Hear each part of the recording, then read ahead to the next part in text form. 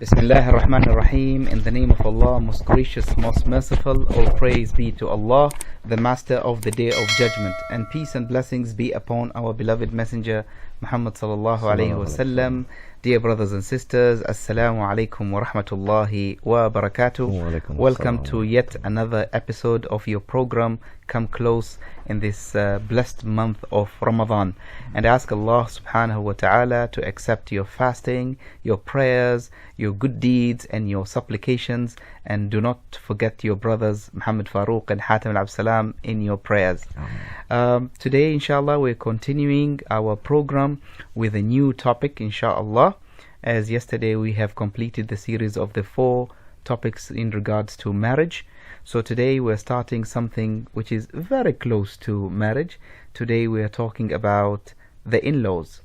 And before we start the discussion, I would like to remind our listeners that this is a live show. You can call us on our open lines 24 60 20 58, 24 60 20 58, and the show is going to be repeated in the evening from 9 till 10 and repeated tomorrow inshallah at Fajr time from 5 till 6. For those who have missed the previous episodes, you can find all our episodes on our YouTube channel called Guidance. So tune in on our YouTube and find out all about the show inshallah. Muhammad, salam alaikum. Wa alaikum assalam. How are you today? I'm wonderful. Alhamdulillah. Ready for the weekend? Oh, definitely. Looking forward to it. It is the second weekend in Ramadan. And everyone is so excited, ready for the weekend, and just take it easy. Exactly. Alhamdulillah. How was Ramadan so far? Oh, it's wonderful. It's very peaceful. It's very quiet. It's going very fast. Do you have iftar at home, or do you go to your in-laws? No, my in-laws, bless their hearts, they're very far away. They're very far away. Yeah. MashaAllah. So we can have iftar with them through, WhatsApp or email, but face to face, we can't give them FaceTime, unfortunately. Alhamdulillah. I think the month of Ramadan is a very good opportunity for us to create that bond again with our in-laws, as we break the fast with our parents, and sometimes we break a fast with our in-laws, and it is a time for love and compassion and understanding and opening a new page. The stigma, Muhammad, that is there in our societies, and this stigma was built by media, unfortunately, that the in-laws are always evil, and they don't want the interest of the couple, and they always interfere with the business of the couple. I don't say that there are no cases that this happens. It does happen, but it is not the majority. Most of the in-laws are very sweet people, the same as our parents, and they are someone else's parent as well, and they're very understanding, kind, they don't interfere with people's business. So this misconception needs to be changed, and we need to educate the community on the importance of respecting and caring and cherishing the in-laws the same way we respect our own parents. Exactly. See, there are a couple of things at play over here. First of all, this is a deliberate attempt at breaking up the family system, the immediate family system. Now there are a lot of attempts to break up the extended family system as well. So, you can blame this on consumerism or, being more materialistic and less spiritual. But this is happening across the board in all cultures and all the countries. And sometimes we see very sad videos of how the elderlies are treated in some countries in the world. And the phenomena of old homes is taken very lightly. It's common. This was never like this. Yes. So the single unit of a society is family, and if you can somehow injure it, then most probably the next generation would be less functional compared to the current and the previous generation. Yes. Okay. So, and from a consumerism point of view, if you get to separate everyone, like in the old days, aunties, uncles, and their children, and they were all connected by grandparents. they used to have some kind of proximity, if not living in the same house, then at least living nearby in a neighborhood or next door, so to speak. Now we see the blood families are scattered far and beyond. Yes. Okay. So when somebody mentions the word in-laws, generally the definition that comes to our mind is like the father or mother of your better half. Yes. I didn't say bitter half. Okay. You wanted to say your bitter half. I'm going to get you into trouble, Muhammad. No comments. So the thing is, but it applies to the extended family. So it could be the uncles, the aunties, the brothers and sisters of the parents and what have you. And in a lot of cases, they can help the family a lot, like the husband and wife. But in some cases, they can hurt as well. Now, before we move on, I want to clear one thing. Let's not say they're evil, but they love the children too much. And in their eyes, you're still children. It don't matter how old you are. Yes. And a lot of the times, they do things to you which are unintentional, but the results are less than perfect. We can say both. Sometimes they are unintentional, and sometimes they are intentional. Oh, yeah. In some cases, some minor cases. Yeah, because see, every case is unique, so it's tough for us to sit here and say, oh, this is how things are, and this is how things are supposed to be. There's a lot of research, there are observations, there are experiences. So whatever we're talking over here is a combination of all of the above. Yes. Okay. So the thing is, mothers can even be jealous of their daughters. You know, just like they can be jealous of their co-wives. Yes. This is a reality. You know, we're not making this up. So stepdaughters, you mean in-laws? Yeah. The wife of the son. Exactly. So the thing is that, you know, we have to be fairly careful when we address this topic. Now, these kind of circumstances, they can be very hard on both spouses, or it can be a trial for just one of them.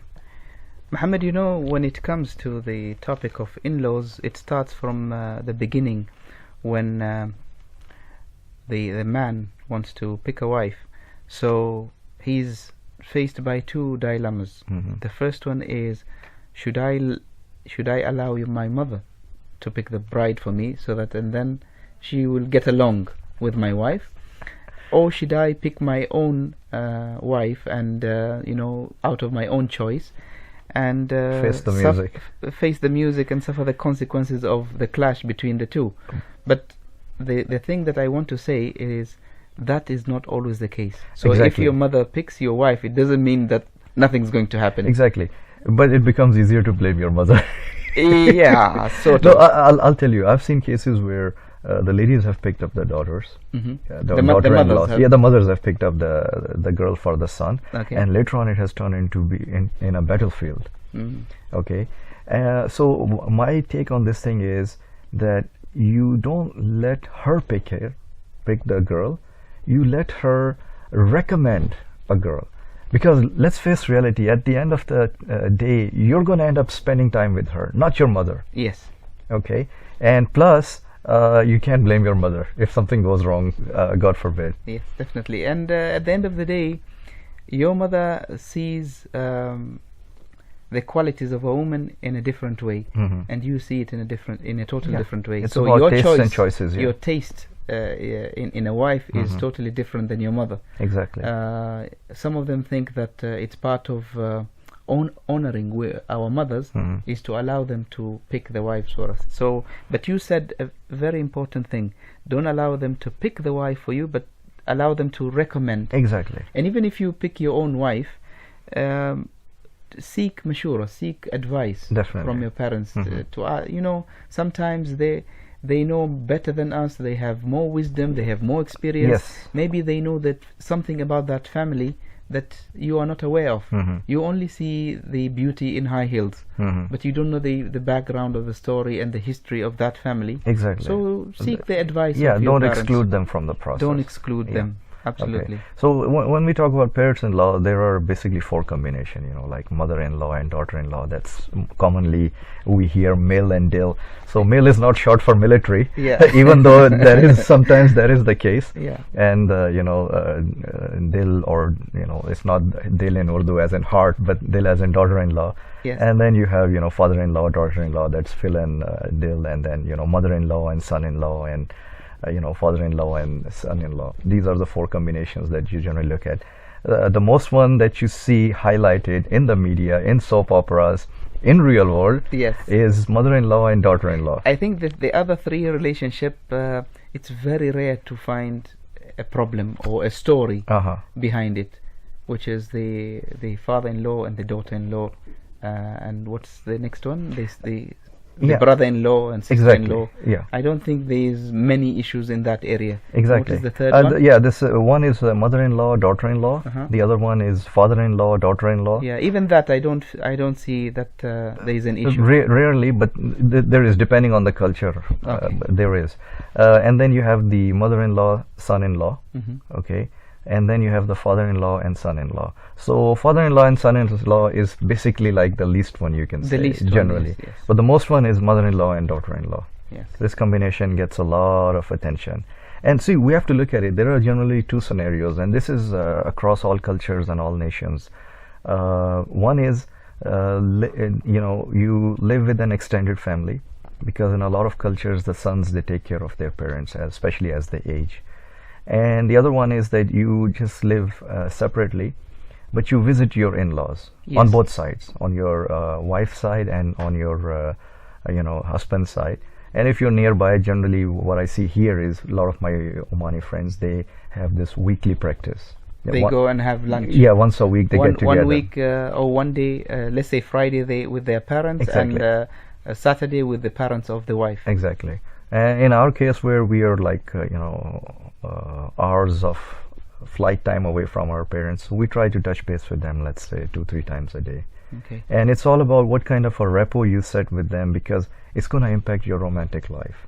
If you give respect to your in-laws, especially the mother and father of your wife, there is no way that your wife is not going to notice that, and she's going to not appreciate it, and she'll hold you in high honor and show her love and respect for you and your parents. Let me give you a tip, Muhammad, that I used to practice when my in-laws were alive, is praising your wife in front of your in-laws.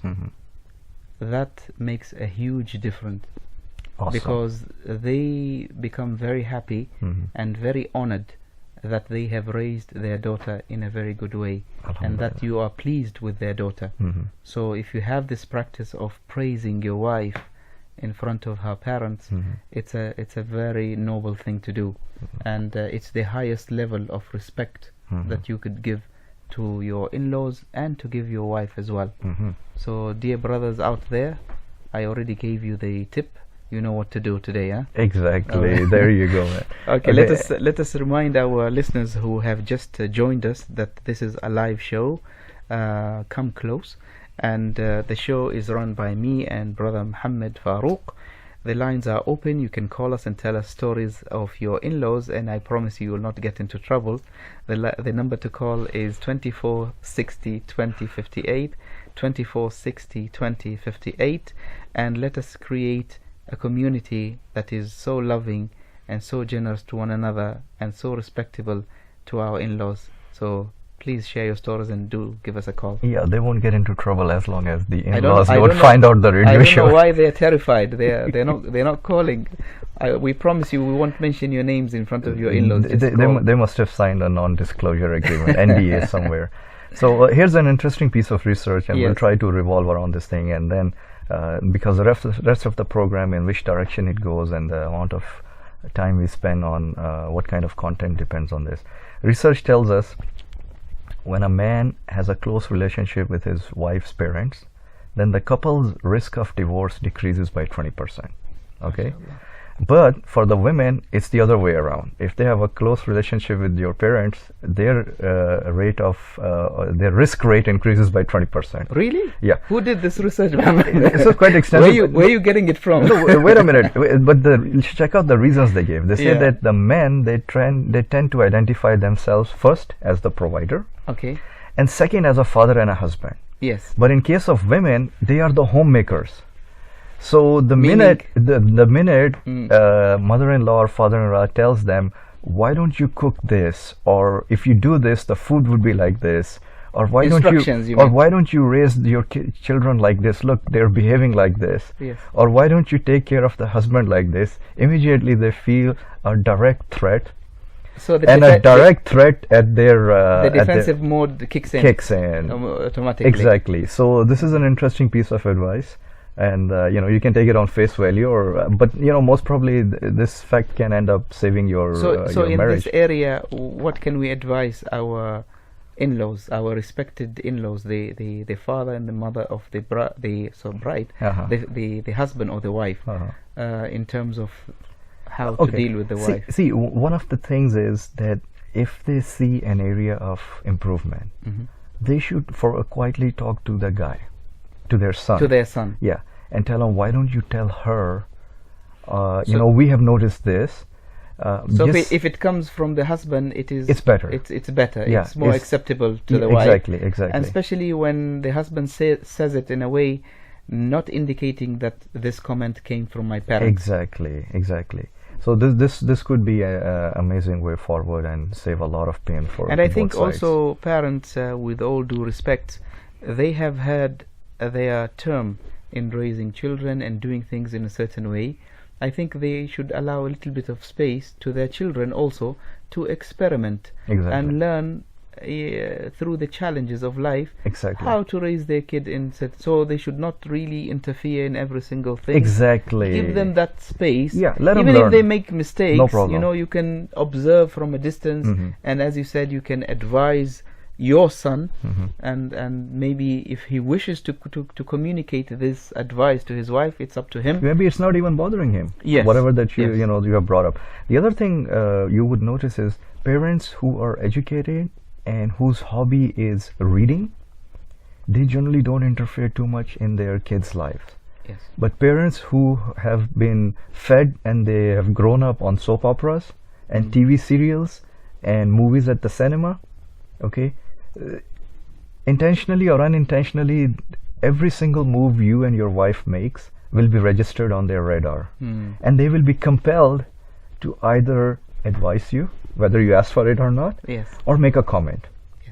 So this is a difference I've noticed, and I would like to urge all the listeners, while you're young, try to make a habit of reading, even if it's one page of any book you like a day, because first your children will see, and this habit will be instilled in them. And second thing, when you grow old, you won't feel alone. You won't feel budding in everybody else's life and trying to give advice to every Tom, Dick and Harry, whether they appreciate it or not, whether they want it or not. You'll be busy with your books. I also want to comment about something is for the wives or the husbands in general.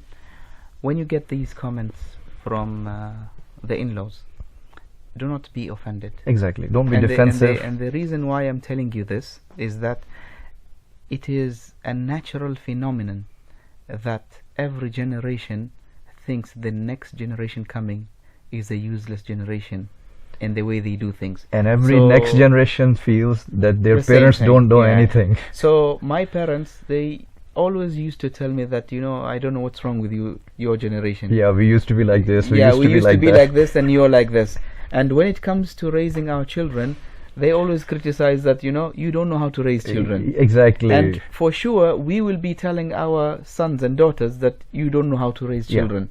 So let's just back up a little bit and, enjoy the journey of your children, for them to experience the same way you have experienced.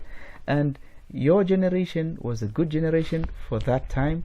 This generation is good for this time. Exactly. So everyone has their own time. Exactly. So let's quickly look at some of the few reasons that They say the reasons why parents-in-law or in-laws, if you want to call them, don't play very well, don't get along very well with the children. Can you add some in-laws?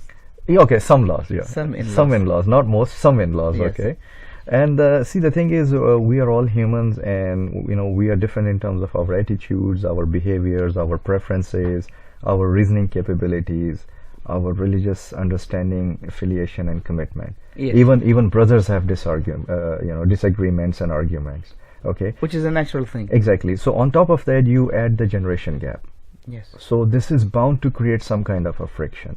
The other thing you will know is that as they grow old, not all of them, most of them, or some of them, they start to lose patience, and they start to develop a lot of childlike behaviors, which fall in the realm of emotions and not being rational. Yes. So yes, they're wise, and but they react quickly. Exactly, and they jump to conclusions quickly as well. The other thing is, and again, look, I'm not trying to pick on a particular set of people in this equation. Yes. But generally, this is what we see. Mother-in-laws often they feel a lot of jealous of daughter-in-laws. Okay, and vice versa, to the point that it's something like the way they would be jealous of another wife. So the other lady in the picture, she needs to understand this thing. It's a push and pull kind of a relationship. Both sides have to see where the scale is tilting and then adjust accordingly. And I think most of the time the husbands are caught in the middle. Yeah. They don't know how to balance between pleasing their mothers or pleasing their wives. And they get fire from both sides. Especially when they are in dispute. Exactly. Because sometimes you get a comment from your mother about your wife. You wouldn't like that comment, and you wouldn't say that my mother is not saying the truth, and you would go, and this is the critical area, when you go and react immediately to what you have heard without confirming is it the way is it valid or happened, not? Yeah. or it is a different story, because most of the time you might get the comment from your mother, but maybe she understood it in a very wrong way, and that was not the case. So you need to go and speak kindly and nicely to your wife and clarify this matter and not be hard on her. Exactly. At the same time, you would find comments from your wife against your mother, while you can't really do much when it comes to your mother. You cannot scream or yell at your mother, you cannot question her, you can't do anything. So that area is sort of sacred in somehow, where the hands of the man are very tied. So the wife needs to understand that, okay, although my husband understands that there is an issue or a problem with his mother, but I have to understand also very clearly that my husband can't do anything about it. He can't go and get into a fight with his mother. That wouldn't be right. So as long as you and your husband are in a total understanding and agreement in this, you will just have to be patient. Exactly, I agree. So as a matter of fact, that's the first word over here, that's sabr and salah. So prayer and patience and wisdom, supplication and communication. And what we'll do now, because we're almost halfway into the program, we'll try to look at some of the advices that both the husband and wife can use in order to have a healthy household for themselves, for their children, and even for their in-laws. Okay. All right. So first thing is that you get to know them. Okay. Your in-laws. Exactly. Maybe there's a lot of common ground and you become really good friends. So and maybe, Muhammad, before you getting married, get to know the in-laws and ask about them, because most of the time we are a very small community, everybody knows everybody. Knows each other. Yeah. So if you decide to get married into a family, or you got a proposal, if you're a woman, you got a proposal from a man, seek advice of other families and ask them about his parents or her parents, Yeah, and no find harm in out it. what sort of people they are. Are they good people? Are they troublemakers? At least you'll have a good picture. Exactly. So the way you get to know them is, you can spend some quality time together. Don't just wait for Eid or some special occasion, and you try to do like some cooking together and get to know each other outside of the living room in some environment, like you're at the park or you're at the shopping mall, or where they won't judge you that much and you won't do the same thing. So it's more of a friend's environment, not like an interview that we're sitting next to each other and she's thinking, what is she thinking about, and then she's saying, what is she going to say. So this creates barriers. Yes. Okay. The other thing is that you get to know your limits. Yes, we do understand they are your husband or wife's parents. However, there are things which are private between you and your husband, and between you and your husband, or if you're a husband, between you and your wife. Yes. Okay. So the parents have to know the limit. Yeah, parents have to know the limits, and you also have to know the limit. Absolutely. I see some people, every single thing they'll go and they'll tell their parents. I don't know why. And you find them most of the time on the phone, and now thanks to these so-called free apps, they're always, every single day's debrief, they have to give it to their parents. It sounds like a military, man. Really, giving the general exactly. I don't see briefing of the day. I don't see what value that adds. Like in my case, if I have an issue, I'll call them and I'll say, well, I need your advice on this and this, and generally call them, are you okay? How's everything? How's Ramadan going? Are things okay? And same thing. But I don't call them and debrief them about every single thing that happened at the office or in the home and with the kids. Yes. And some people, they do. Okay. So the less you talk, the better it is. By the way, this principle is general in life anyways, just not just in this scenario. The other thing is maintain a careful distance. Don't become too sweet, and don't just spit them out. Balance is the key. So you listen to their advice, but you use your own mind as well. You don't just take their advice blindly, and you just don't shut down that whatever they say, they don't know what they're talking about. I think you have to, especially for women, they have to have a personality when it comes to this marriage, a character. So, okay, you would be obedient to your husband and his family, but at the same time, you should have a say. Exactly. You should have a say in certain issues, especially when it comes to your children, because at the end of the day, they are your children before them being the grandchildren of your in-laws. So you have the right more than your in-laws in the way you want to raise your children. So you need to have a say. Right. Yeah, exactly. And by the way, it will be appreciated. You don't have to just sit and nod your head on everything, even if you know that that's detrimental or it's less than an expert advice. Don't feel compelled to say yes to everything. Okay. The other thing is keep things cordial, meaning don't insult your in-laws even behind their back.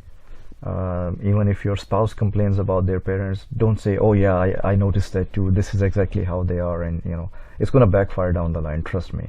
The minute he or she is angry, even after a year, they will remember that part. Oh yeah, you said my mom was like that, or you said my dad was like that. So that's not a healthy thing to do. The other one is put your relationship first. Invest in your relationship and defend it against any kind of external threats. So you mean invest in your relationship first, the relationship with your husband? Yeah, exactly. Or your wife. If that relationship is strong, then exactly, automatically, gradually, you would move into a better relationship. Exactly. Your in-laws. Because if you have a very good trust relationship and there is transparency, if anybody would come and say something, you will have an opinion of the other spouse that, okay, if she's saying there is some matter into it, or if he's saying he must be right, instead of having a very low opinion about the others, and then you will hear things like, oh, he let his mother walk all over me, or she never stands up to her father or stands up for me. Okay, so to avoid these things, you guys should have planted deep levels of confidence into each other. All right. Okay, Muhammad, let us take a short coffee break without coffee. There you go. And see you back after the break. Coffee-less coffee break. I like that.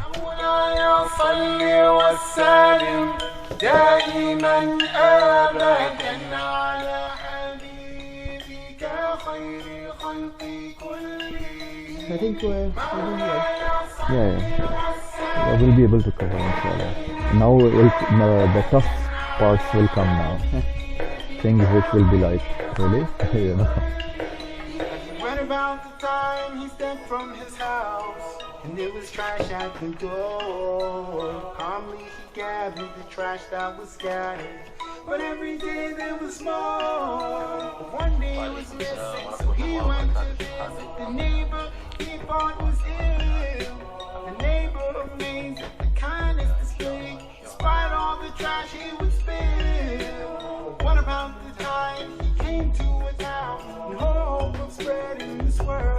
The leader sent the children to chase and to stone him till he's bleeding and hurt. But he was given the choice, this town be destroyed, but our papa refused. He said, I hope all the children one day be given this guidance, the life they will choose. He was a mercy to all of mankind. He was a mercy to all of mankind. He was rahmatan lil alamin.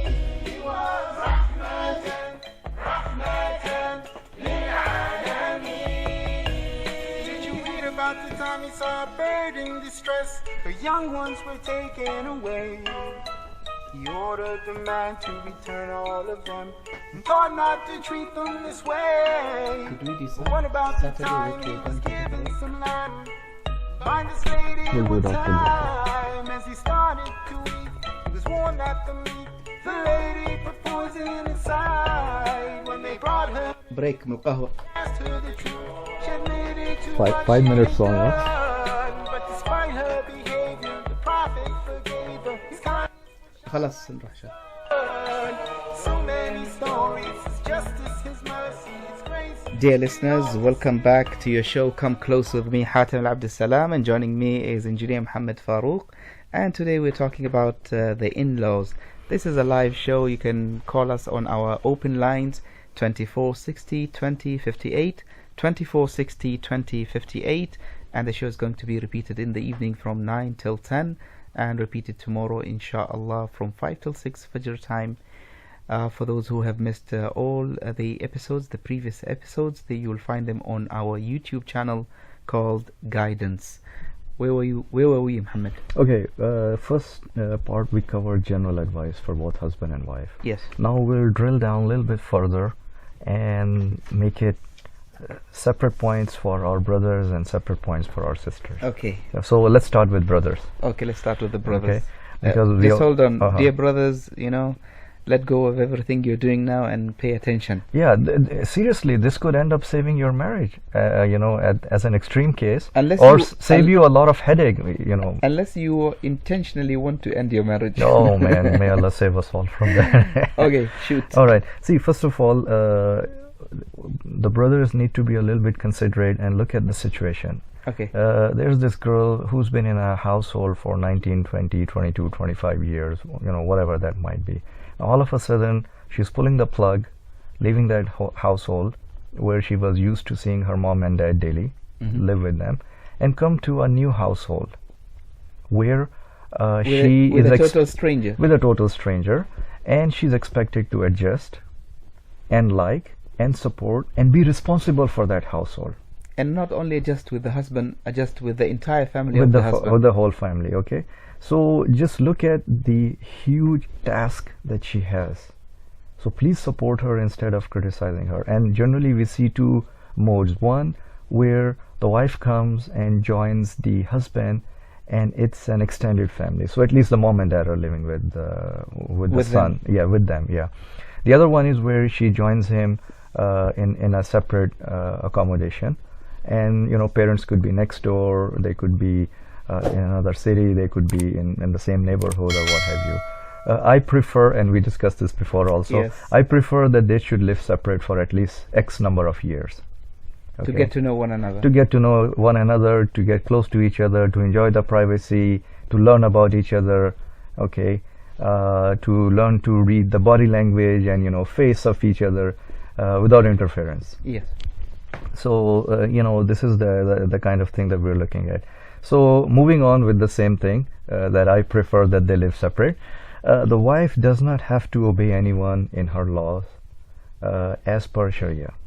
Okay. Okay, now I'm talking about extreme cases here, where, as an example, the husband will say, no, you must obey my mother even if she's not fair.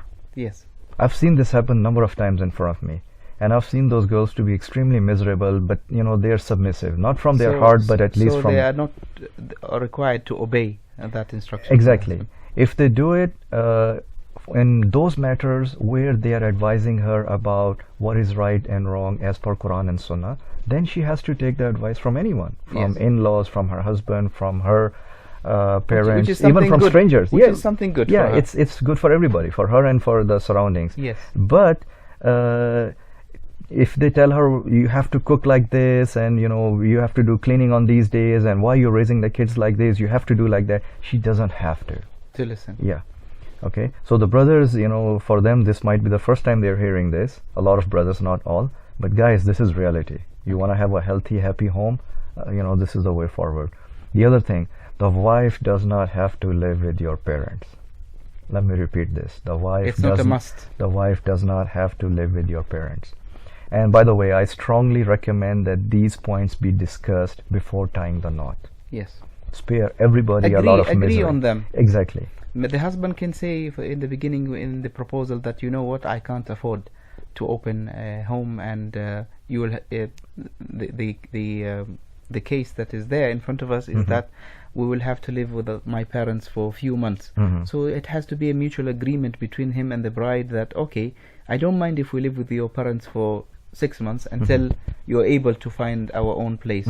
So it has to be a mutual understanding and not an imposing order. Yeah, exactly. See, there should be some kind of a barrier, if this is the proper word. They could be in the confines of the same four walls, but it would be what we call separate quarters. Yes. So privacy is there, and it's a big thing. They can get together and eat together, and they can spend some free time together, or they can, I don't know, watch something productive on TV together. Yes. But at the end of the day, the homes should be semi-segregated at a minimum. Because the home is the territory of the woman. Exactly. And she wants to be free in the house. She wants to decorate the house in particular way, and to have her own freedom. Sometimes when you live with your parents, you have brothers as well.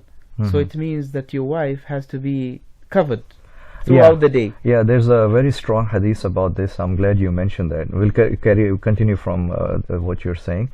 Beware of entering upon women. Prophet, peace be upon him, said, a man from among the Ansar said, what about the in-laws? The Prophet ﷺ said, in-laws is death.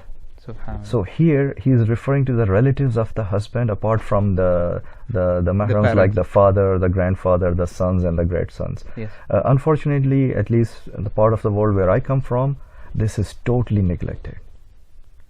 This is just people. They don't respect the privacy of the woman, of the wife. So the brothers might be in the house. Exactly. And they'll say, "Oh, he's just my brother. It's okay." No, it's not okay. He's like my brother. He's like my brother, or he is my brother.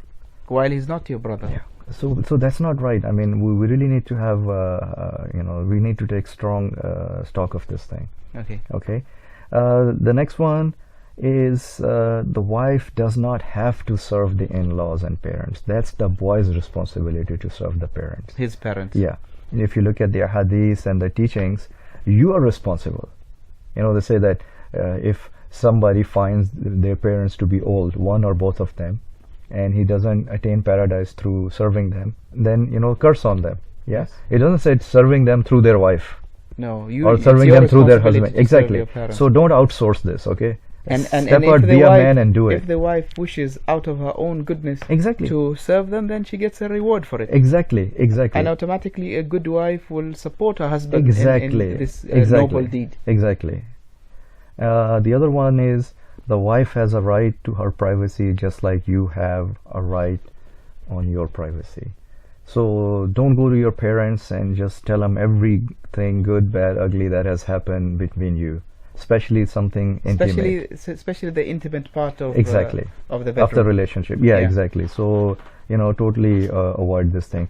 The other thing is she does not have to ask their permission to go see her parents. Yes, she has to ask your permission, and again be a nice man and give her the permission. Yeah, and then I don't see in today's world, Muhammad, in the 21st century, why should we stick to the rigid rules of culture, being like a dictatorship? Exactly. So your wife is responsible, she's adult, you trust her, you know, she can go out as long as you know where she is. That's it. It shouldn't be like a military where you need to ask permission for everything. Exactly. So I think this is an understanding between the husband and the wife. Right. You know that my wife goes to her parents, she goes to the school, she goes to the shop, and that's okay as long as you know. Exactly. But she doesn't have to like literally apply for permission for her to leave the house. Raise her hand and get approval. Yeah, I don't think that is right. Exactly. So here again, the thing is, you have to put yourself in her shoes. Just imagine if somebody was doing all these things to you, forcing you to serve someone else, and then not just serve the parents, but the extended family. Cook for them and clean for them and take care of them, and then listen to all the rotten every comments. weekend the entire family is having lunch at your There house. you go. Yeah. There you go. And the wife has to prepare Exactly. food for 20 people. Exactly. See, so what we have noticed is that in the last one generation there has been a tremendous change. While some change has been extremely negative, but there has been a lot of positive change as well. Previously, generation after generation, it was almost the same mode of operation. Yes. And a lot has to do, and we've mentioned it in the previous series as well, that a lot of women don't know their rights. So if they don't know their rights, how they can sit quietly with their husband and say, look, my dear, you said this, here's the deal. This is what Allah says. This is what Muhammad ﷺ says. These are rights given to me by our Creator. Think about it. Look what you're doing. But they don't know their rights. And on top of that, a lot of the brothers don't know their rights. Or if they do, they won't share it with them. Yes. So this is abuse. This is clear abuse. Okay. So, you know, this is, we have covered good ground over here. For the brothers. For the brother side. And now we move to the sister side. Yeah. So okay. Give us the good news. The good news. There you go. So, you know, as far as the sisters are concerned, they need to, again, first evaluate the situation. That the lady gave birth to this man who's your husband now. Okay. She went through a lot of pain for him. If it wasn't for his parents, he wouldn't be he here would today. He would not have turned out to be a wonderful man that you so cherish to be with.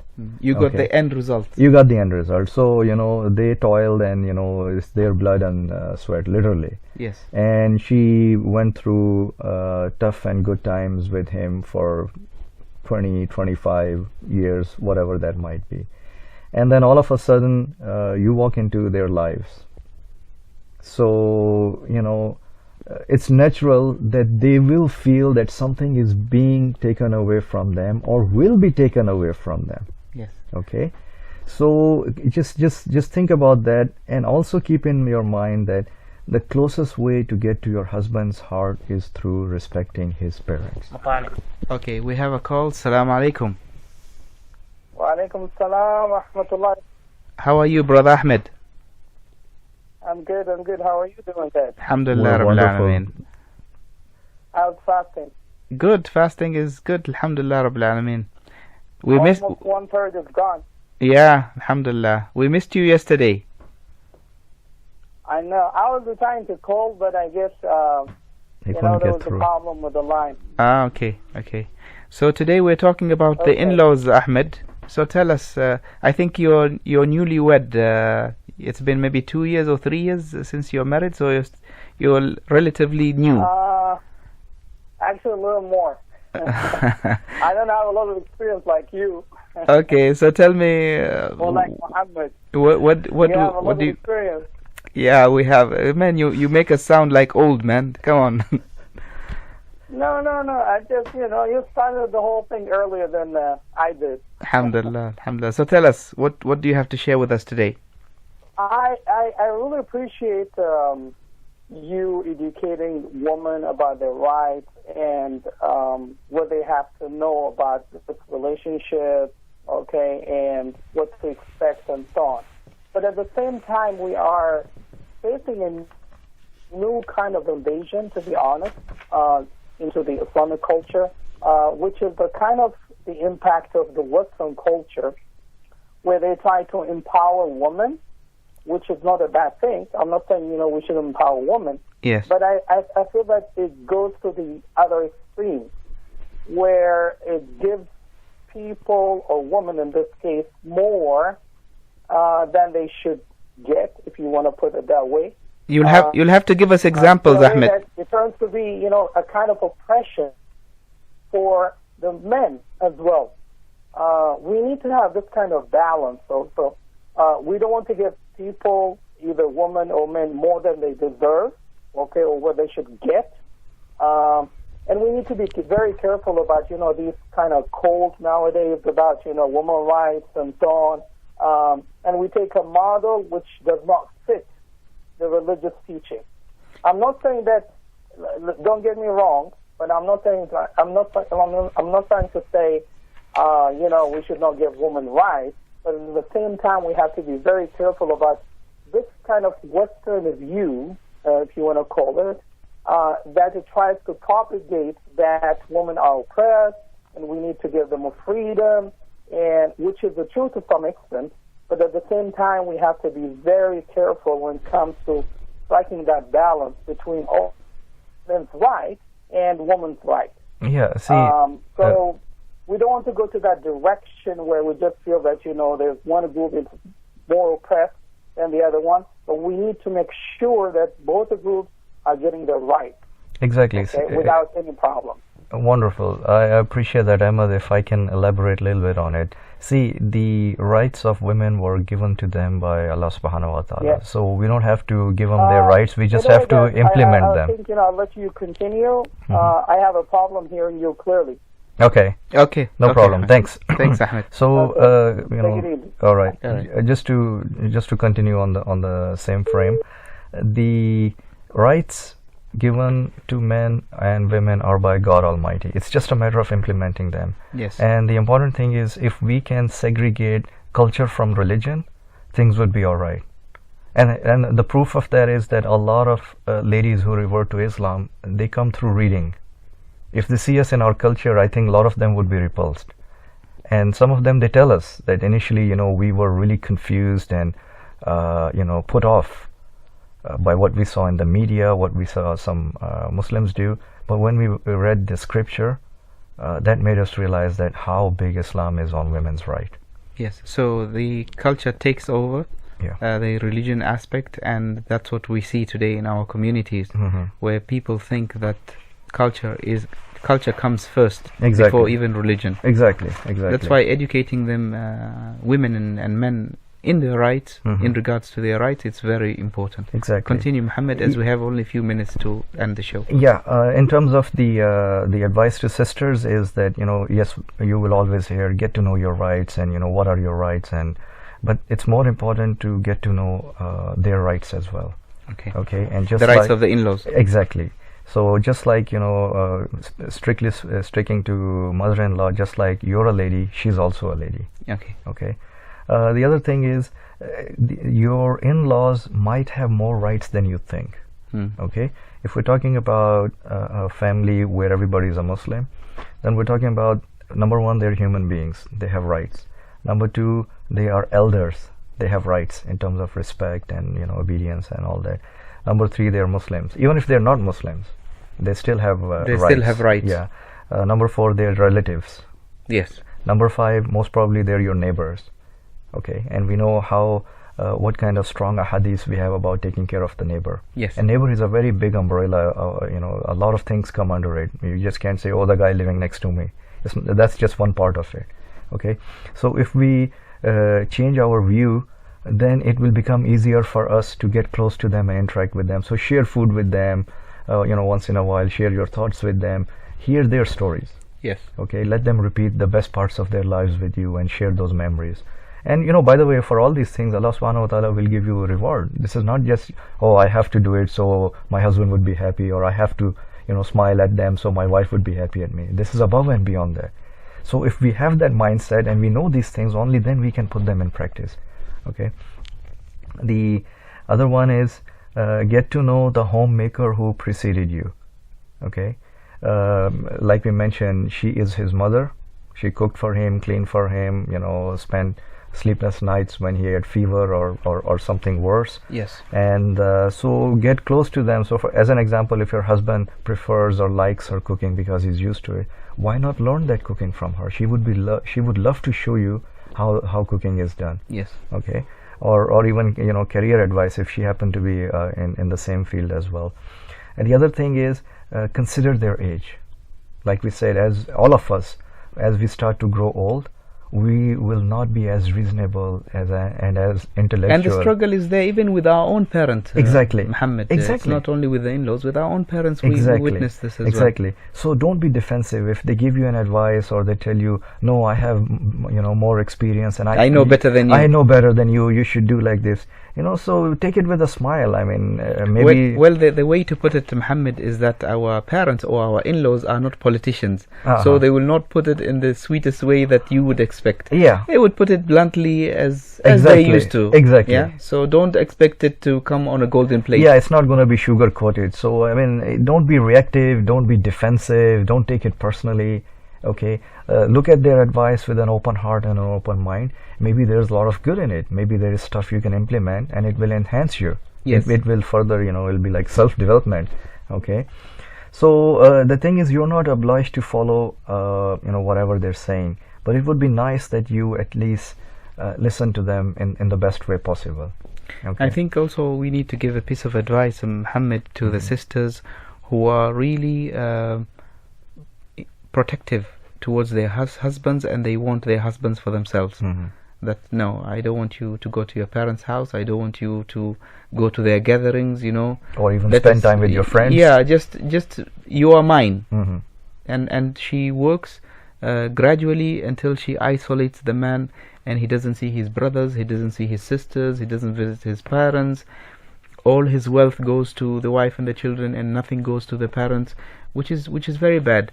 And the other issue, Muhammad, which is there, is the conflict that happens between the wife and your sisters. Yeah. Which is something relatively new. It used to be the wife and the mother-in-law, but now it has progressed into the wife and your sisters. It was not new, it was hidden. You didn't know about it. It was hidden, and that now has become even more problematic than the issues between the wife and the mother-in-law. And maybe we should have a special topic for that. Yeah, I know. Hatim, I'll tell you something. Yes. Golden rule. Like you gave the brothers a golden rule a while ago, yeah? Yes. Don't put two women under one roof. Think about it. Two women means both of them are your wives, or a woman, your wife and your sister? All scenarios. All scenarios. Two wives under one roof? No, you should have them in separate quarters, separate homes. Yes. Wife and mother? No. Wife and sister? No. Yes. Okay. So, again, I'm not saying all the time, but generally you will see this. We guys tend to get along more than ladies. I came across Muhammad, two brothers who married two sisters, and they used to live in the same house. They ended up moving away from one another and not speaking to one another. The wives, who are sisters, blood sisters, they end up not talking to one another. They had so much conflict in the household, as if they are not sisters. And then it turns into a blackmail also. Yeah. Look what he did, what your brother did to you. So then that makes the equation more complicated. So since we are getting close to the end, let's try to cover the other few points. The next one is, you are a garment for your husband as per Quran. Yes. Both of you for each other. But now we're addressing the sisters here. So do the same for his family by extension also. Garment gives you beauty, it hides your defects, it saves you and protects you from the external factors, and so on and so forth. Yes. So first of all, we should just not backbite or slander anybody. In this case, especially our in-laws. There is no honor in bad mouthing or character assassinating even if someone. they're bad. Yeah, character assassinating someone who is much older than you, about whom it is mentioned that show mercy and respect to them. Yes. Okay. So, and by the way, telling others how they are is not going to fix them. Yes. If you have an issue, you become the better equation out of it. Exactly. Take the high moral ground, do sabr. We're not saying keep on getting abused, but talk to your husband when he's in a good mood. Be wise. bring his attention to this fact that, look, this is happening again and again and again. Can something be done about it, please? I trust you enough. That's why I came to you to seek help. Yes. Right? So start communication. The next one is complete the deen of your husband. Okay. You married him.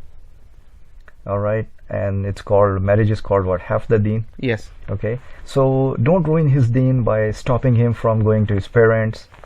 If he calls his parents, you get angry. Don't make him pick between you or them. And this is from both sides. From both sides. Yes. From both sides. Don't make things hard for each other where they are forced to move away from their parents. They might smile at you because they don't have a choice, and they might do it. But in their heart that's not the case. I would like to also to remind the brothers that although your parents have a higher status religiously, you don't have to remind this your wife every time. Yeah. You don't have to tell her that, you know what, you're number 2. Yeah. And my parents come first in this. Okay, she already knows that information. So you don't need to repeat it. You don't need to emphasize on it because it hurts, and you have to be very sensitive to her feelings. Yeah.